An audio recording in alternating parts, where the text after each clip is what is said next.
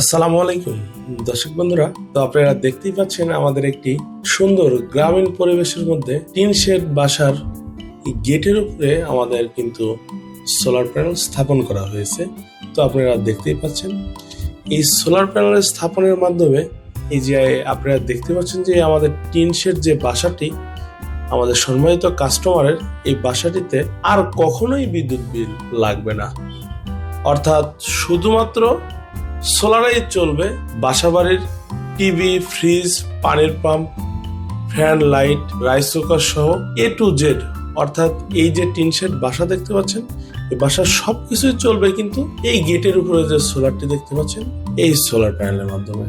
এখানে আমরা solar panel দিয়েছি 585 ওয়াটের জিঙ্কো কোম্পানির 6টি সোলার প্যানেল, এবং এখানে আমরা যে ইনভার্টারটি অর্থাৎ হাইব্রিড ইনভার্টারটি আমরা ইনস্টল করব বা সেট আপ করবো, এখানে আপনারা দেখতেই পাচ্ছেন এটি একটি গ্রোয়াটের খুবই কোয়ালিটি সম্পন্ন। আপনারা গ্রোয়াট সম্বন্ধে অনেকেই জানেন। এখানে গ্রোয়াটের একটি 48 ভোল্টের 3.5 কিলোওয়াটের একটি সোলারের হাইব্রিড ইনভার্টার আমরা এই টিন শেড বাসাতে আমরা স্থাপন করব। দর্শক বন্ধুরা, আমরা সম্পূর্ণ ভিডিও নিয়ে আপনাদের মাঝে উপস্থিত হব।